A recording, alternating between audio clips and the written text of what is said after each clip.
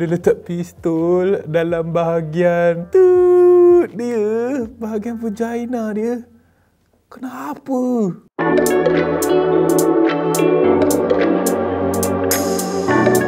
Assalamualaikum, bertemu kembali dengan saya Dr. Seh dalam Dr. Seh React, dan hari ini kita nak bercerita mengenai angin pasang atau bahasa medikalnya hernia. Jadi mungkin ada luar sana tak tahu apa tu angin pasang uluran. Masa saya kat Terengganu dia panggil uluran. Dan juga hernia ni, dia adalah sesuatu keadaan yang mana organ dalam badan terkeluar dari tempatnya sepatutnya, dan selalunya dia bergantung. Sebab ada setengah tu, dia ada beberapa jenis angin pasang ni.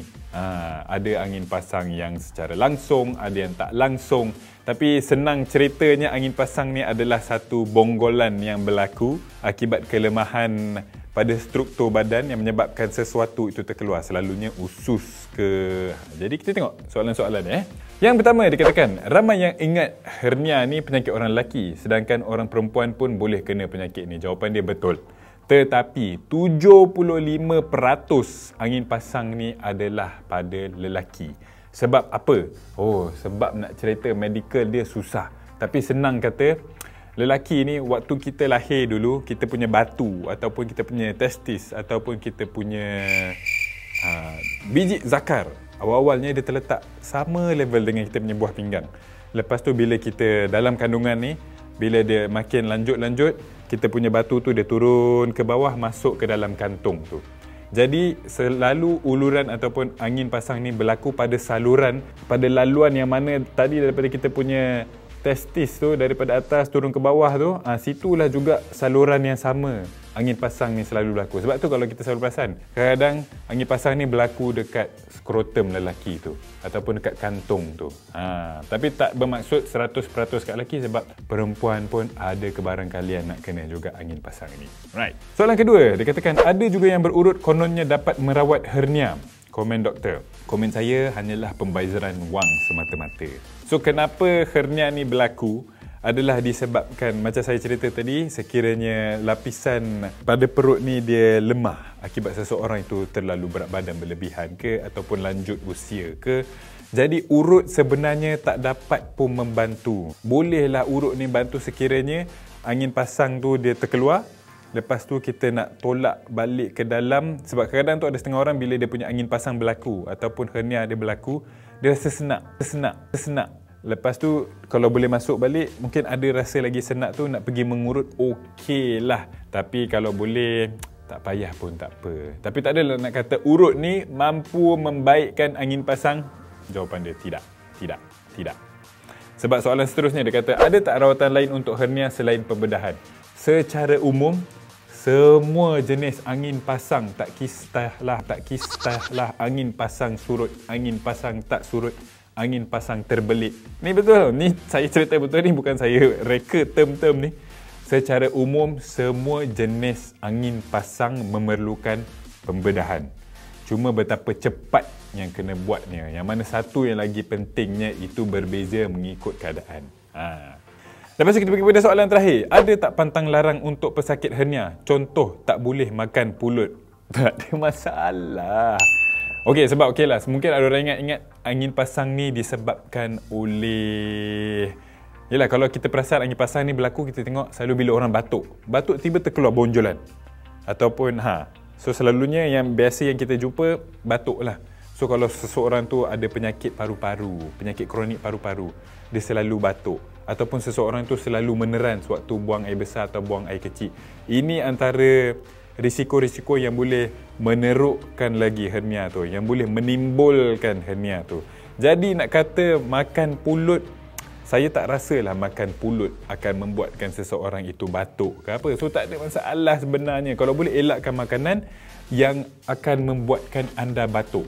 Contoh makanan yang selalu buat batuk ni, kalau makan benda-benda yang macam berhabuk-berhabuk, kacang-kacang ke, ada setengah orang ni jenis dia allergic sikit pada makanan, makan sikit terbatuk. Kalau boleh kita elakkan makanan-makanan sebegitu. Sebab kalau kita selalu batuk, sometimes tu dia boleh terkeluar lepas tu dia tak masuk balik. Yang ni lah yang bahaya sikit. Alright, so saya harap menjawab segala persoalan anda mengenai hernia ataupun angin pasang ataupun uluran ni. Jom kita tengok pula video lepas ni. Alright, so jom kita teruskan kepada klip kita untuk hari ni. Seriously, can I just go, please? No, you still have abdominal pain and you fainted, so I'm a little concerned that you might be pregnant. Well, I'm not. Okey, so kisahnya nampak macam seorang wanita muda ni dimasukkan ke bahagian kecemasan sebab katanya sakit perut dan juga dia pingsan. Mungkinkah ada kaitan dengan hernia? Tapi seperti kita cerita tu jarang sikit perempuan nak ada hernia, tapi kita tengoklah. Pregnant, okay? I fainted because of the heat. There wasn't any air in it. Ow!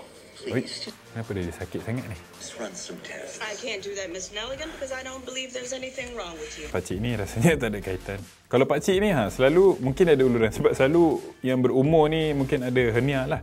Tapi nampak dia relax je, boleh kangkang macam. Any nausea or vomiting? Did you swallow something? If she was smuggling something into the prison, it may have burst. If you swallow something, Danielle, you need to let us know. Otherwise, you could get very, very sick.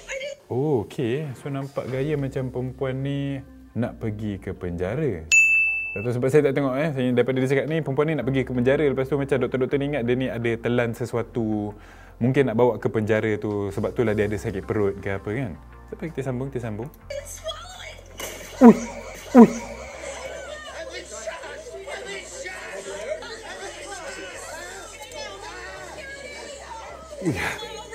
Ada orang menembak pula ke hospital. Who the hell fired? April, you're bleeding. No, I'm fine. It's nothing. Danielle, do you have a gun on you? Wait, hold on. This is an exit wound. Oh, so dia cakap kat sini dia nampak ada satu exit wound ataupun yang bila kita tembak kan kena ada exit wound, entry wound. So dekat perempuan ni ada exit wound. Macam mana dia boleh ada pistol ni? Macam mana dia boleh ada pistol? No entrance wound. Danielle, did you put a gun in your vagina? Oh. So dia letak pistol dalam bahagian dia, bahagian vagina dia. Kenapa?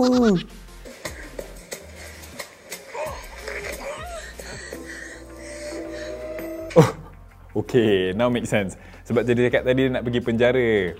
Mungkin dia nak jumpa sesiapa kot dekat penjara. So dia nak cuba seludup pistol tu. Ya Allah, tak ada kaitan lah dengan hernia kita. Amboi. Jarang berlaku. First time lah. Ya Allah, hebat Grey's Anatomy ni. Dia punya idea dia tu kadang-kadang melampaui batas. Tapi yelah, tak mustahil. Sebab yelah, bila keadaan mendesak ke, mungkin dia ada nak bagi kat siapa-siapa yang memerlukan pistol tu dekat sana. Tapi wow, kalau datang kat saya, mungkin saya dah terkejut. Kau boleh masuk status saya dah. Boleh buat status Instagram dah ni. Tapi itulah. Jadi itulah dia. Pelik juga dunia ni sebenarnya kan.